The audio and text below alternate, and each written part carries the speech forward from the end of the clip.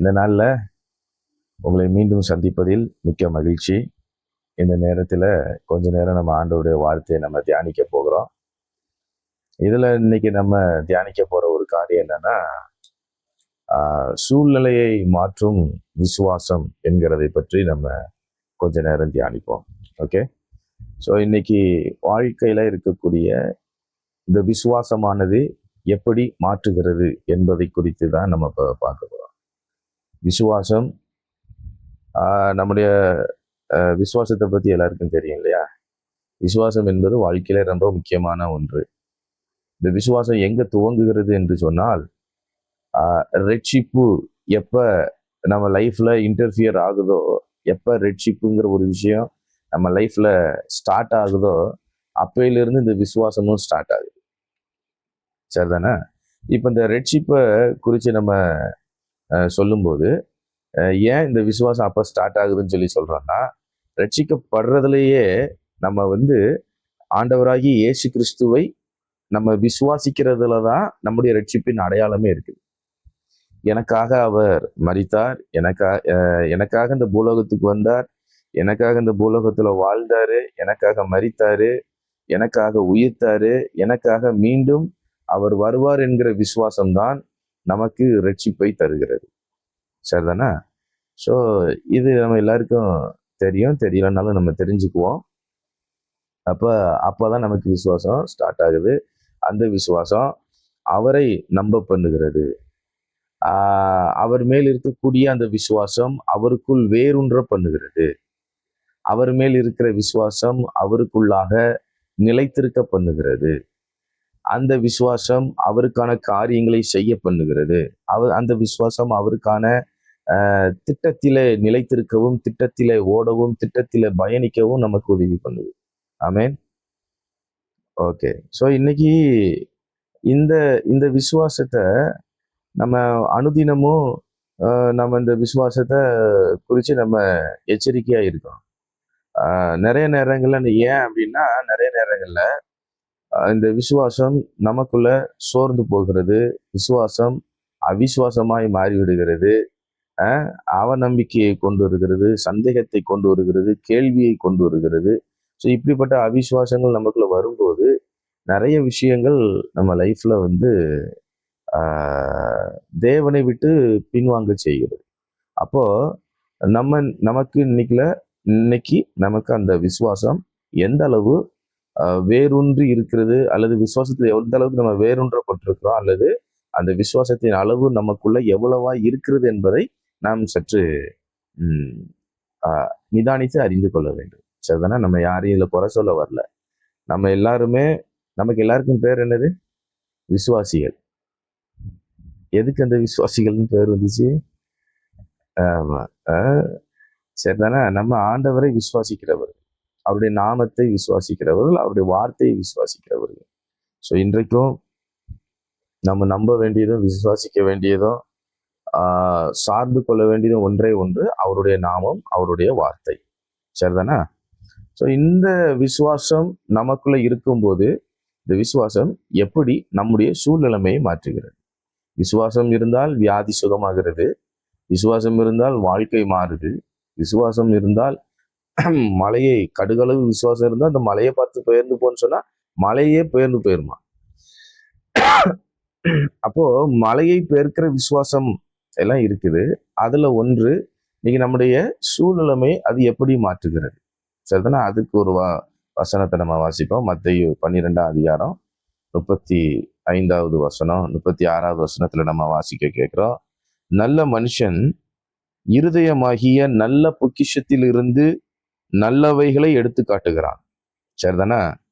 பொல்லாத மனுஷன் பொல்லாத பொக்கிஷத்திலிருந்து பொல்லாதவைகளை எடுத்து காட்டுறான். இதுல ரெண்டு மனுஷன் இருக்கான்.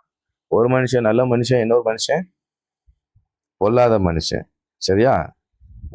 ஒரு இருதயம் நல்ல இருதயம், இன்னொரு இருதயம் சொல்லுங்க, பொல்லாத இருதயம்.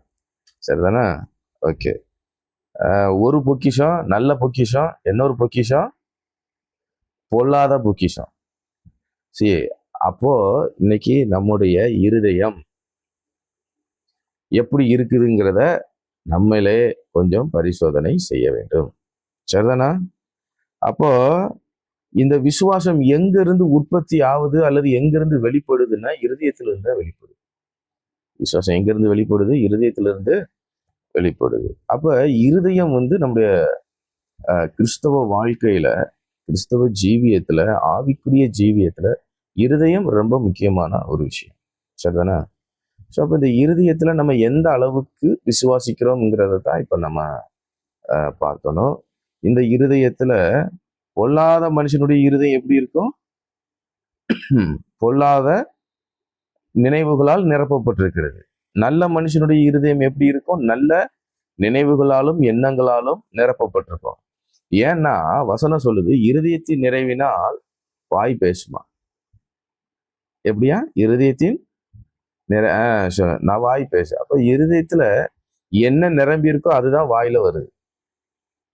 நம்ம ஜெபிக்கிறோம் இல்லையா? ஜெபிக்கிறோம், உபவாசம் பண்றோம், அந்நிய பாஷை பேசுறோம், ஆண்டவரை பத்தி நம்ம பேசுறோம், ஊழியம் செய்யறோம், எல்லாமே நம்ம பண்றோம். ஆனா இந்த விசுவாசம் எல்லாம் நம்ம பண்ணிட்டு தேவை வரும்போது அல்லது ஒரு கடினமான சூழ்நிலைமா வரும்போது நம்ம அதை என்ன பண்ணிடுறோம் அப்படின்னா, பண்ணின பிரசங்கமும் மறந்து போயிடும், கேட்ட பிரசங்கமும் மறந்து போயிடும், பண்ணின உபதேசமும் மறந்துடும், கேட்ட உபதேசமும் மறந்துடும். சரியா? மாறாக என்ன வருது அப்படின்னா, நம்மளை அறியாமலேயே இது எங்க எனக்கு நடக்க போகுது, இது எங்க கர்த்தர் செய்ய போறாரு, இது எங்க நான் பார்க்க போறேன், இது எங்க சுகமாக போகுது, இது எங்க உருப்பட போகுது, இது எங்க வரப்போகுது, இது எங்க திருந்த போகுது, இது எங்க மாற போகுது. ஒரு நாளைக்கு நான் சொல்றேன், ஒரு நாளைக்கு எத்தனை முறை இப்படிப்பட்ட வாக்குறுதிகளை நம்ம வெளியிட்டுக்கிட்டே இருக்கோம். தெரிஞ்சோ தெரியாமலோ நம்ம வெளியிட்டுக்கிட்டு இருக்கோம். நிறைய டைம் வெளியே போடுறோம். கர்த்தர் நல்லவரியா, அவர் சூழ்நிலைமையை மாற்றுவாரு, தேவைகளை சந்திப்பாரு, சுகமாக்குவாரு, அற்புதம் செய்வாரு, விடுவிப்பாரு. இப்படிப்பட்ட வாக்குறுதிகளை நம்ம எவ்வளவு பேசுறோம், அதை கொஞ்சம் யோசிச்சு பாருங்க. ஒரு நாளைக்கு நம்ம எந்த அளவுக்கு விசுவாச அறிக்கையை நம்ம பேசுறோம், அவிசுவாச வார்த்தைகளை எவ்வளவு நம்ம வெளிப்படுத்துறோங்கிறத நம்ம கொஞ்சம் யோசிச்சு பார்க்கணும். சரிதானா? நம்ம அப்படி கொஞ்சம் பார்த்தோம் அப்படின்னா நிறைய அவிசுவாச வார்த்தைகள் தான் வெளிவருது. சரியா? அப்ப நம்ம அந்த விசுவாசம் என்கிறது உயிரோடு இருக்கணும். எப்படி இருக்கணும்? உயிரோடு இருக்கணும். அந்த விசுவாசம் அலைவா இருக்கணும், உயிரோடு இருக்கணும். உயிரோடு இருக்கும்போது தான் உயிரற்ற நிலைமைகள் அல்லது செத்த நிலைமைகள் வரும்போது அல்லது கடினமான நிலைமைகள் வரும்போது இந்த உயிருள்ள விசுவாசம் நம்மை உயிரடைய செய்யும், மீட்புக்குள்ள கொண்டு போகும். ஆமேன். ஸோ இப்போ பாருங்க, நம்ம இருதயம் என்ன சொன்ன, இருதயத்தின் நிறைவினால் வாய் பேசுன்னு சொல்லியிருக்கேன். அப்போ நம்ம இருதயத்துல அதிகமாக நம்ம விசுவாசமான வார்த்தைகளை நம்ம பேச வேண்டும். நம்ம பேசணும்னா அதற்கு முன்பதாக இருதயத்தை நிரப்ப வேண்டும். சரிதானே? இருதயத்தை சினிமா பாடலால நிரப்பி வச்சிருந்தோம்னா எப்ப பார்த்தாலும் என்னதான் வரும்? சினிமா பாட்டு தான் வரும். கெட்ட வார்த்தையில நிரப்பி வச்சிருந்தோம்னா கெட்ட வார்த்தை, தூஷண வார்த்தை தான் வரும். அப்போ அவிசுவாசத்தினால நிரப்பி வச்சிருந்தோம்னா அவிசுவாசமான வார்த்தைகள் தான் வரும். அப்போ இன்னைக்கு பரிசுத்த ஆவியானவர் நம்முடைய இருதயமாகிய பாத்திரத்தை ஒரு விஷயம் நமக்கு சுத்தம் பண்ண உதவி பண்ணுவாராக. இன்னைக்கு அப்படியே இருக்கிற இடத்துல எல்லாரும் கேளுங்க, ஆண்டவரே என் இருதயத்தை ஒரு விஷயம் சுத்தப்படுத்துங்க, நான் எல்லா சூழ்நிலைமையிலையும் நான் உண்மை விசுவாசிக்க எனக்கு கிருபை தாங்க, என் இருதயமாகிய பாத்திரம் விசுவாசத்தினால நிரப்பப்படட்டும், என் இருதயமாகிய பாத்திரத்துல அவிசுவாசமான காரியங்கள் இருக்குமானால் இன்றைக்கே இப்பொழுதே அவைகளை நீர் என்னை விட்டு எடுத்து போடும். சொல்லுங்க. சொன்னீங்களா? சொல்லும்போது இது இந்த காரியம் நம்ம லைஃப்ல நடக்குது. ஓகேவா? அப்போ பரிசுத்த ஆவியானவர் நமக்கு உதவி பண்ணணும். அப்ப அதனாலதான் சொல்றோம், ஒவ்வொரு நாளும் நம்ம என்ன செய்யணும்? வேதத்தை வாசிக்க வேண்டும். காலையில எழுந்த உடனே, ஏன் காலையில எழுந்த உடனே வேதத்தை வாசிக்கணும்னு சொல்லி சொல்றோம்னா, இருதயம் ஃபர்ஸ்ட் எதனால நிரப்பப்படணும்? தேவனுடைய வார்த்தையினால நிரப்பப்படணும். அப்ப அந்த வார்த்தை நமக்குள்ள இருந்தால் மட்டும்தான், விதைக்கப்படும் பொழுதுதான் அன்னைக்கு ஃபுல்லா நம்ம என்ன பண்ண முடியும்னா உள்ள இருந்து நம்மளால எடுத்து கொடுக்க முடியும். ஒரு சின்ன உதாரணம் உங்களுக்கு நான் சொல்றேன். உங்க வீட்டுல 3 பேர் தான் இருக்கீங்கன்னா 3 பேருக்கு சோறு பொங்குறீங்கன்னா ஒரு 1/4 படி அரிசி போடுறீங்கன்னு வச்சுப்போமே மதிய நேரத்துக்கு. ஒரு உதாரணத்துக்கு தான் நான் சொல்றேன். சரியா சொல்றேன்னா தப்பா சொல்றேனான்னு எனக்கு இப்ப ஆராய்ச்சி பண்ண வேண்டாம். ஒரு உதாரணத்துக்கு தான் சொல்றேன். 3 பேருக்கு ஒரு 1/4 படி போட்டு நம்ம சோறு பொங்குறோம்னு வச்சுக்கோங்களேன். எப்பயும் அதுதான் பொங்குறோம், நமக்கு அதுதான் கரெக்டா இருக்கும். இப்ப இந்த 1/4 படி போட்டு பொங்கி 3 பேர் தான் சாப்பிடும்னு நினைச்சிட்டு இருக்கிறப்ப திடீர்னாப்புல ஒரு 5 பேர் எக்ஸ்ட்ரா ஒரு 5 பேர் வந்துட்டாங்கன்னா இந்த 1/4 படி பத்துமா?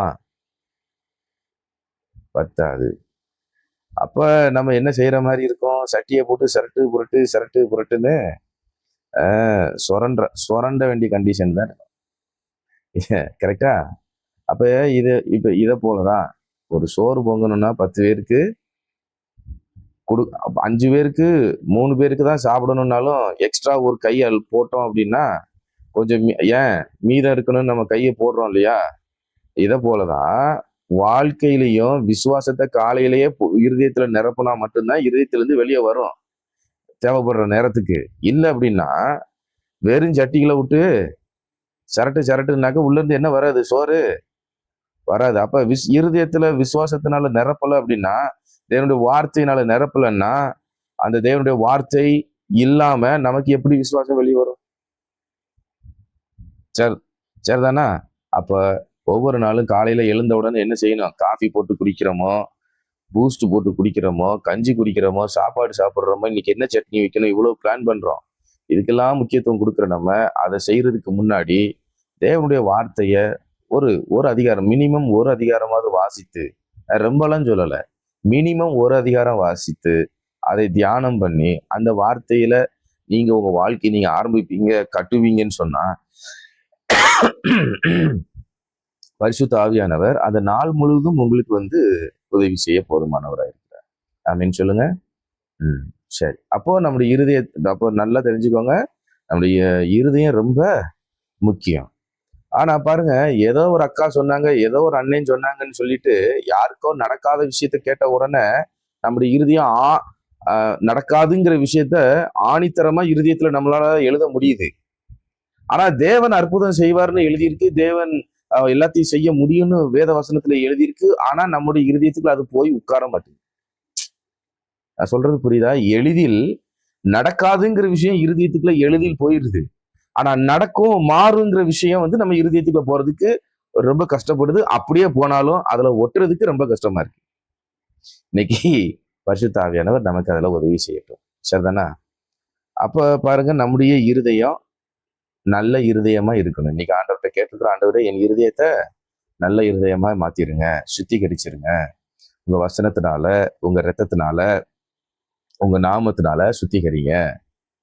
ஆமென். சரி, சொல்லிட்டீங்களா? இப்ப ஆண்டவர் சுத்திகரிச்சிட்டார். சரி, இனிமே நம்ம நல்லவைகளையே நீங்க விதைக்க விதைக்க விதைக்க விதைக்க விதைக்க அதுல இருந்து நல்லவைகளை முளைத்தல கர்த்தர் கிருபை தருவாராங்க. ஆமென். சரி, இப்போ இந்த விசுவாசம் நம்முடைய சூழ்நிலைமையை மாற்ற வேண்டுமானால், நம்முடைய வாழ்வை மாற்ற வேண்டுமானால், நமக்கு எதிராக இருக்கக்கூடிய காரியங்களை மாற்ற வேண்டுமானால், நமக்குள்ளே நம்முடைய இருதயத்திற்குள்ளே உறுதியான விசுவாசம் வேண்டும். சரிதானா? ஏன்னா தேவன் எப்படி நம்முடைய லைஃபை டிசைன் பண்ணியிருக்காருன்னா, நம்முடைய வாழ்க்கையை நம்மளே ஸ்ட்ரக்சர் கொடுக்கணும், நம்ம தான் டிசைன் பண்ணணுங்கிற ஒரு அதிகாரத்தை நமக்கு தேவன் தந்திருக்கிறார். அதை விசுவாசிக்கிறீங்களா? அது எப்படி நம்முடைய வாழ்க்கைய செழிப்பா மாத்துறதும், பசுமையா மாத்துறதும், ஆரோக்கியமா மாத்துறதும், விடுதலையாய் மாத்துறதும், இளைப்பாறுதலாக மாத்துறதும் அது யார் கையிலையும் கிடையாது, நம்ம கையில தான் இருக்கு. சொல்லுங்க, நம்ம கையில தான் இருக்கு. நம்ம எத்தனை ஜெபக்குழுல இணைஞ்சி நமக்காக யார் ஜெபித்தாலும் சரி, அல்லது பிறரை எனக்காக ஜெபித்து கொள்ளுங்கன்னு சொல்லி ஜெபிக்க சொன்னாலும் சரி, நமக்கான வார்த்தையை நம்ம கட்டாவிட்டால், வார்த்தையை விதைக்காவிட்டால், நம்ம விதைப்பின் பலனை அறுக்க முடியாது. நான் சொல்றது புரியுதா? எத்தனை பேருக்கு புரியுது? ஆமீன் சொல்லுங்க. அப்போ தேவன் நம்முடைய லைஃபை டிசைன் பண்றதுக்கும், அழகுபடுத்துறதுக்கும், மேம்படுத்துறதுக்கும், விரிவாக்குகிறதற்கும் தேவன் நமக்கு ஒரு அதிகாரத்தை கொடுத்திருக்கிறார்.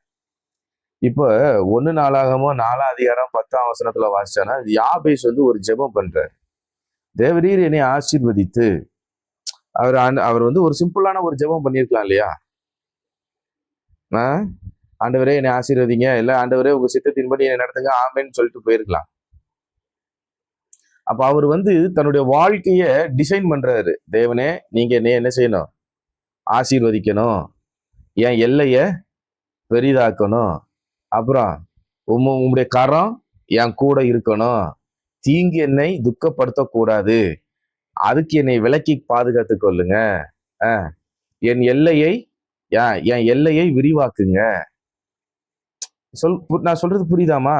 நான் சொல்றது புரியுதா? அப்போ இவ்வளவு விஷயத்த அவர் வந்து அறிக்கை பண்றாரு. அப்பொழுதுதான் வசனம் சொல்றது, அவன் வேண்டிக் கொண்டதை சொல்லுங்க, அவன் வேண்டிக் கொண்டதை தேவன் அருளினார். அப்போ அவன் வந்து என் எல்லையை விரிவாக்க வேண்டாம்னு சொல்லி ஜோம் இருந்தான்னா, சரி, இப்ப நான் என்ன சொல்ல வரேன் அப்படின்னா, அப்போ உங்கள் வாழ்க்கை எப்படி இருக்க வேண்டும் என்பதை உங்கள் விசுவாச வார்த்தையில நீங்க அதை கட்டுங்க. ஆமென். இப்போ ஒரு வீடு கட்டணும் அப்படின்னாலும் இன்ஜினியர் என்ன பண்றாருன்னா ஒரு பிளான் போட்டு கொடுக்குறாரு, ரைட்டா?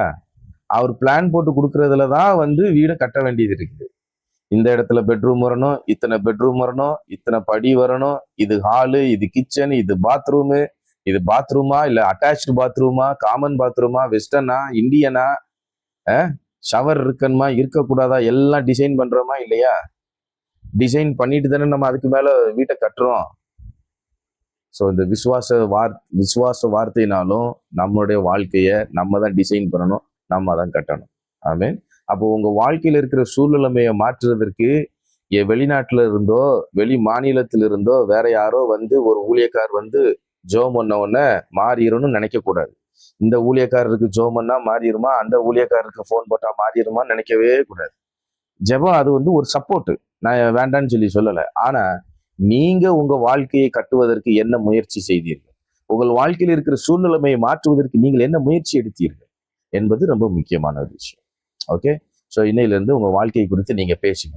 எத்தனை நேரம் பேசியிருக்கேன், நான் எங்க நல்லா இருக்க போறேன், நான் இப்படியே தான் இருக்க போறேன், இப்படியே இருந்து கொஞ்ச நாள் இருந்து காலத்தை ஓட்டி கழிச்சிருவோம். எதுக்கு அப்படி கழிக்கணும்? அதுக்கு ஆண்டவர் நம்மளை உருவாக்குனாரு, அதுக்காக தேவன் நம்மளை படைச்சாரு. கண்டிப்பா கிடையவே கிடையாது. உங்களுக்கு வயசு எத்தனை வயசு ஆனாலும் தெரியல, எத்தனை வயது உள்ளவங்க நீங்க இருந்தாலும் எனக்கு பிரச்சனை கிடையாது. உங்களுடைய வயது இவ்வளவு வயசு ஆயிடுச்சு, இனிமேலும் என் வயசுலாம் ஆகி போச்சு போதும் அப்படின்லாம் எந்த காரியத்தையும் குறித்து நீங்க வந்து நிப்பாட்டக்கூடாது. நான் சொல்ற புரியுதா இல்லையா? ஸோ இப்படிதான் நம்ம நிறைய விஷயங்களை நம்ம என்ன பண்ணோம், நமக்கு நாமே ரெஸ்ட்ரிக்ட் பண்ணி வச்சுக்கிறோம், நமக்கு நாமே ஒரு அரண்களை உருவாக்கி வச்சுக்கிறோம். இன்னைக்கு உங்க வாழ்க்கை மாறணும், உங்க பிரச்சனை மாறணும், உங்க பிள்ளைகளுடைய பிரச்சனைகள் மாறணும், உங்க எதிர்காலம் மாறணும் அப்படின்னா நீங்கள் அவைகளை குறித்து பேச வேண்டும். என் வாழ்க்கையை என் வார்த்தையின்படியே தேவன் செய்ய விரும்புகிறார். ரைட்டா? நான் இப்ப சொல்ற முதல் பிரின்சிபிள் அதுதான். உங்கள் வாழ்க்கையை உங்கள் வார்த்தையின்படியே தேவன் செய்ய விரும்புகிறார். அப்ப நான் நல்லா இருப்பேன் நீங்க நினைச்சாதான் நீங்க நல்லா இருக்க முடியும். அப்ப நான் வியாதியோட நான் இருக்க மாட்டேன், நான் சுகத்தோட நான் இருப்பேன், எனக்கு நல்ல எதிர்காலம் இருக்குது, ஆசீர்வாதமான வாழ்வு இருக்குது, இளைப்பாறுதலான வாழ்வு இருக்குது, சுகமான வாழ்வு இருக்குது, திருப்தியான வாழ்க்கை இருக்குது, அமெரிக்கையான வாழ்க்கை இருக்குது, பசுமையான வாழ்க்கை இருக்குது. இப்படியெல்லாம் நீங்க வந்து அறிக்கை பண்ணீங்கன்னா, அறிக்கை பண்ண பண்ண பண்ண பண்ண உங்க வாழ்க்கை, நீங்கள் எதுவாய் நீங்கள் அறிக்கை செய்கிறீர்களோ அதுவாய் உங்கள் வாழ்க்கை மாறுகிறது. ஆமென், அல்லேலூயா. அப்போ ஒவ்வொரு நாளும் நம்ம விதைக்கிறோம். இப்ப இன்னைக்கு விதைச்சாதான் நாளைக்கு என்ன செய்ய முடியும், அது முளைக்க முடியும். நாளை என்றால் நாளை மட்டுமல்ல, அடுத்து நம்ம அதை அறுவடை செய்ய முடியும். அப்போ நேற்று விதைத்தால் இன்று அறுவடை, இன்று விதைத்தால் நாளை அறுவடை. அப்ப ஒவ்வொரு நாளும் உங்கள் வாழ்க்கை குறித்து நீங்கள் பேச வேண்டும், விதைக்க வேண்டும். உங்க கண்ணாடி முன்னாடி நின்று பாருங்க, பார்த்துட்டு நீங்க சொல்லுங்க, நான் அழகாதான் இருக்கேன், நான் நல்லாதான் இருக்கேன், நான் சுகத்தோடு இருக்கேன், நான் வளத்தோடு இருக்கேன். நம்மகிட்ட இருக்கிற ஒரு பிரச்சனை என்னன்னா, பிசாசு நம்மகிட்ட என்ன பண்ணுவான்னா, நம்மகிட்ட இருக்கிற குறைகளை ஃபர்ஸ்ட் வந்து நம்மள்ட்ட காமிச்சிருவான். ரைட்டா? அதை பத்தியா உனக்கு வந்து இந்த குறை இருக்கு பத்தியா, பத்தியா உனக்கு இந்த தேவை இன்னும் பூர்த்தி ஆகலை பத்தியா, உனக்கு வயசு இவ்வளோ ஆயிடுச்சு, நீ இத்தனை நாள் சர்ச்சுக்கு போற, இத்தனை நாள் ப்ரேயருக்கு போற, உனக்கு என்ன நடந்துச்சு அப்படின்னு சொல்லி மற்றவங்கள பேச வைப்பான். யாரை பேச வைப்பான் தெரியுமா? உங்க ஜெபத்துல இருக்கிறவங்களையே உங்ககிட்ட பேச வைப்பான். ஜெப பங்காளர்களை கொண்டே பேச வைப்பான். வீட்டுல இருக்கிற ஆட்களையே பேச வைப்பான். சர்ச்சு விசுவாசிகளையே வச்சுதான் கேட்க வைப்பான். ஏன்னா அப்படின்னா தானே, கேட்டாதானே நீங்க மனமடிவாவீங்க. அப்படின்னா தானே அடுத்த ஜெபத்துக்கு நீங்க போக மாட்டீங்க. எப்படி அவனோட தந்திரத்தை பாத்தீங்களா, உங்களை ஜெபிக்க விடாம தடுக்கிறதுக்கு. அப்ப இப்படி எல்லாம் வரும்போது நீங்க சொல்லணும், நான் நல்லா இருப்பேன். ஆமா ஆமா, நான் நல்லா இருப்பேன், நான் சுகத்தோடு இருப்பேன், நான் பலத்தோடு இருப்பேன், நான் ஆரோக்கியத்தோடு இருப்பேன், எல்லா வளத்தோடு நான் இருப்பேன், சமாதானமான வாழ்க்கை வாழ்வேன். இப்படி நீங்கள் விசுவாச அறிக்கை நீங்கள் செய்ய வேண்டும். இப்படி நீங்க செய்யும் பொழுது நம்முடைய வாழ்க்கையில் இருக்கிற சூழ்நிலைமை மாறுகிறது. இப்ப கடனா வாங்கிட்டு இருக்கீங்கன்னா சொல்லணும், இனி நான் கடன் என்ன செய்ய மாட்டேன், வாங்க மாட்டேன். கடன் கொடுக்குறவனா கர்த்தர் என்ன செய்யறாரு, கடன் கொடுக்குறவளா கர்த்தர் என்னைய மாத்துறாரு அப்படின்னு நீங்க அறிக்கை பண்ணணும். ஆமென். அப்ப இதுவரையிலும் நம்ம வந்து கடன் வாங்கிட்டு இப்ப நீங்க என்ன சொல்லுங்கன்னா, கடன் வாங்கி கம்ஃபர்ட் ஆயிடக்கூடாது. சரி, நம்ம சம்பளம் இவ்வளவு இருக்கு, கைமாத்து மாசம் ஒரு 5000 ரூபாய் இங்க அங்கன்னு வாங்கினோம்னா நம்ம வாழ்க்கை அப்படியே போயிடும், மாசத்தை ஓட்டிடலாம்னு நினைக்கக்கூடாது. அப்படி ஓட்டிடலாம்னா அப்படியே தான் ஓட்டிக்கிட்டே இருக்கணும். 5000 ரூபாய்க்கு பிறகு 10,000 ரூபாயே கடனா மாறும். 10,000 ரூபாய் சம்பளம், 10,000 ரூபாய் கடன். இப்படியா வண்டி ஓடணும்? இப்படி ஓடக்கூடாது. இப்படி இந்த சூழலும் உங்களுக்கு மாறணும்னா நீங்க சொல்லுங்க, 10,000த்துல 12 என்னைய திருப்தியாய் நடத்தி என்னை 12 கூட எடுக்க பண்ணுவாருன்னு நீங்க பேசுனீங்கன்னா, இந்த 10,000 உங்களுக்கு கடன் வாங்காமலேயே மீத 12 கூட ஆசீர்வாதத்தை உங்களுக்கு கொண்டு வந்து சேர்க்கும். ஆமென், ஹல்லேலூயா.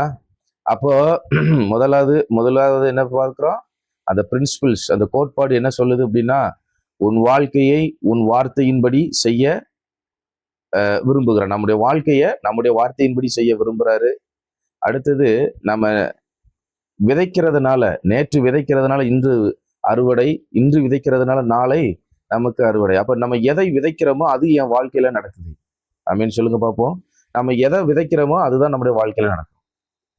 வசனம் சொல்லுது, மனுஷன் எதை விதைக்கிறானோ சொல்லுங்க அதையே இருப்பான். இதை வந்து நிறைய நேரம் எதுக்கு இந்த வசனத்தை ஒப்பிடுவாங்க அப்படின்னா, நல்லதை செய்யணும், மற்றவங்களுக்கு தீமை செய்யக்கூடாது, தீமை செஞ்சு அது வந்துடும். அதுக்கு மட்டும் கிடையாது. நம்ம அது நல்லதையே பேசணும், நல்லதையே அறிக்கை பண்ணணும், நல்லதையே சிந்திக்கணும். அது என்ன, அப்ப அந்த நினைவுகளும் சிந்தனைகளும் பேச்சும் எதுவா இருக்குதோ அதுவாகவே தான் வாழ்க்கையும் அதுவாகவே அப்படியே மாறுகிறது. ஆமென். அப்போ உங்க பேசும்போது, நீங்க விசுவாச அறிக்கை செய்யும் போது சின்ன பயம் கூட இருக்கக்கூடாது, துளியளவு பயம் கூட இருக்கக்கூடாது, துளியளவு சந்தேகம் கூட இருக்கக்கூடாது. நீங்கள் துணிச்சலோடு தைரியத்தோடு தேவனுடைய வார்த்தையை நீங்கள் விசுவாசிக்கும் பொழுது, நீங்கள் தைரியத்தோடு தேவனுடைய வார்த்தையை நீங்கள் பிரசங்கிக்கும் பொழுது, நீங்கள் தைரியத்தோடு தேவனுடைய வார்த்தையை அறிக்கை செய்யும் பொழுது உங்கள் வாழ்க்கை அற்புதமாய் ஆச்சரியமாய் மாறுகிறது. ஆமென் சொல்லுங்க. அப்ப நம்முடைய எதிர்காலத்தை யார் தான் நிர்ணயிக்கணும்? நான் தான் நிர்ணயிக்கணும். என் எதிர்காலத்தை நான் தான் நிர்ணயிக்கணும். சொல்லுங்க, என் எதிர்காலத்தை நான் தான் நிர்ணயிக்கணும். இப்போ நான் சொல்றேன், இதுல இருக்கிற அத்தனை பேருக்கு நான் சொல்றேன், இன்னைக்கு டேட்டை நோட் பண்ணிக்கோங்க. இன்னையில இருந்து ஒரு 6 மாசம் டைம் எடுத்துக்கோங்க. எத்தனை மாசம்? 6 மாசம். நான் ரொம்பலாம் அதிகமாலாம் நான் சொல்லலை, ஒரு 6 மாசம் டைம் எடுத்துக்கோங்க. இந்த 6 மாசம் டைமுக்குள்ள சில டார்கெட்டை நீங்க வந்து அச்சீவ் பண்ணுங்க. சில டார்கெட்டை வந்து நிர்ணயம் பண்ணுங்க. இந்த 6 மாதத்துக்குள்ளாக என் வாழ்க்கையில இதெல்லாம் நடக்கணும், என் குடும்பத்துல இது நடக்கணும், என் ஊழியத்துல இது நடக்கணும். இந்த 6 மாதத்துல என் வாழ்க்கை இப்படி இருக்கிற வாழ்க்கை எப்படியாய் மாற வேண்டும் என்று நீங்கள் இந்த 6 மாதத்துக்குள்ள நீங்கள் அதை டிசைன் பண்ணுங்க, நீங்கள் அதை லிஸ்ட் அவுட் பண்ணுங்க. சொல்றது புரியுதா? ஸோ அதை நீங்க லிஸ்ட் அவுட் பண்ணிட்டு அதை நீங்கள் பேசுங்கள், அதை நீங்கள் சிந்தியுங்கள், அதை நீங்கள் பேசுங்கள். நிச்சயமாக அதுக்கு அதிகாரம் உங்களுக்கு கொடுக்கப்பட்டிருக்கிறபடியால் உங்கள் அந்த 6 மாதத்திற்குள்ளாக நடக்க வேண்டிய விஷயங்களை நிச்சயமாக உங்களால பார்க்க முடியும். கர்த்தர் உங்களை நிச்சயமாக சாட்சியாக நிறுத்துவாராக. ஆமென். இப்போ இந்த இதை மட்டும் நான் சொல்லி நான் நிறைவு பண்றேன். எதிர்காலம் என்பது அது நம்முடைய இருதயத்துல இருக்குது, நம்முடைய வாயில இருக்கிறது, அது நமக்குள்ளதான் இருக்குது. சொல்லுங்க, என் எதிர்காலம் எனக்குள் இருக்கிறது. என் எதிர்காலம் என் வார்த்தையில இருக்கிறது, என் எதிர்காலம் என் விசுவாசத்தில் இருக்கிறது. ஆமென் சொல்லுங்க. அல்லேலூயா. அப்படியானால் நம்முடைய எதிர்காலம் நம்ம கையில தான் இருக்கு. உன் வாழ்வு உன் கையில். சில வாசகங்களை பார்த்திருக்கீங்களா? எண்ணம் போல் வாழ்க்கை. அதுக்கு 2 அர்த்தம் இருக்கு எண்ணம் போல் வாழ்க்கைக்கு. ஒண்ணு நம்ம நினைக்கிறபடியெல்லாம் வாழலாம், தாறுமாறாக வாழலாங்கிற ஒரு எண்ணமும் ஒரு அர்த்தமும் இருக்குது. என்ன ஒன்று, நம்முடைய எண்ணத்தின்படி நம்ம என்ன நினைக்கிறோமோ, எப்படி ஆக வேண்டும் என்று நினைக்கிறோமோ, நல்ல நினைவுகளாலும் நல்ல சிந்தனைகளினாலும் நம்முடைய வாழ்க்கை அமையும் என்கிற ஒரு அர்த்தம் இருக்குது. ஸோ உங்கள் வாழ்க்கை உங்கள் கையில், உங்கள் வாழ்க்கை உங்கள் எண்ணத்தின்படி, உங்கள் வாழ்க்கை உங்கள் விசுவாசத்தின்படி. இந்த விசுவாசம் உங்கள் சூழ்நிலைமையை மாற்றும். அல்லேலூயா சொல்லுங்க. இந்த விசுவாசம் உங்களுடைய வாழ்க்கையில் இருக்கிற எல்லா சூழ்நிலைமைகளையும் மாற்றி உங்களை ஒரு வெற்றியுள்ள வாழ்க்கை வாழவும், உங்களை ஒரு ஜெயாலியாய் நிறுத்துவதற்கு இது உதவி செய்யும் என்று இயேசுவின் நாமத்தினாலே உங்களை நான் வாழ்த்துகிறேன், உங்களை நான் ஆசீர்வதிக்கிறேன். ஆமென்.